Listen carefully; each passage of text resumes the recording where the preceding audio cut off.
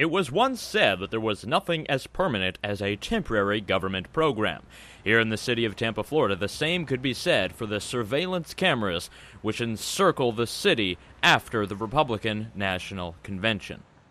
The convention, held August 27th through 30th, remains in the memory of Tampa residents who are subject to the growing presence of police officers brought in from across the state in order to quell protest and to keep the peace as delegates gather to celebrate the nomination of former Massachusetts Governor Mitt Romney as their presidential candidate.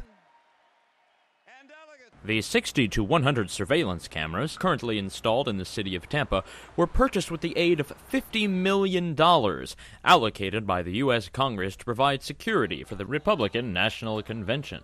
But while most of the 45,000 convention-goers have long since left Tampa Bay, the millions of dollars in security costs awarded to local police departments have stayed put, engendering a new kind of technological surveillance state never before seen by Florida residents. City officials debated keeping the cameras in place in city council meetings over the past 2 months.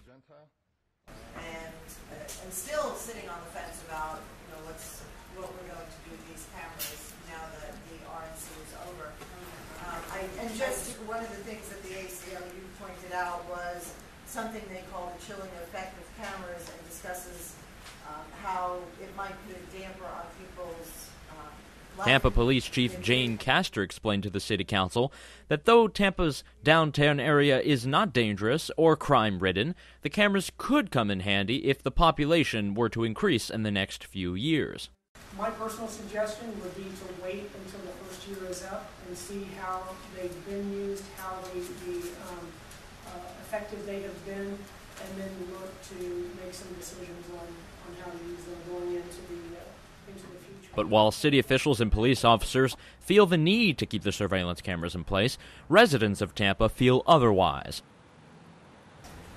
Downtown Tampa doesn't have a crime problem. Over the last 5 years, I've walked around downtown at all hours and have never seen a situation where CCTV would help. These cameras were acquired under false assumptions of violent protest occurring. Why are we now asked to leave ourselves vulnerable to powerful, unregulated surveillance for which no oversight exists? Thanks to the party convention celebration by the Republican Party in the city of Tampa, it seems as if its residents will now be left with the surveillance state spoils that will keep an eye on their every move. For Florida Watchdog, I'm Yael Osowski.